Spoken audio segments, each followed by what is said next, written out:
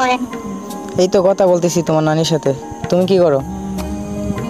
আমিও কথা বলতেছি আপনার নানার সাথে। ভাল লাগতেছে না। কেন? এমনি ভাল লাগতেছে না। কেন, কি হয়েছে বলেন? বলতে পারি না কেন জানি ভাল লাগতেছে না। ওই শোনেন, বলো। I love you. বাংলাতে বলো।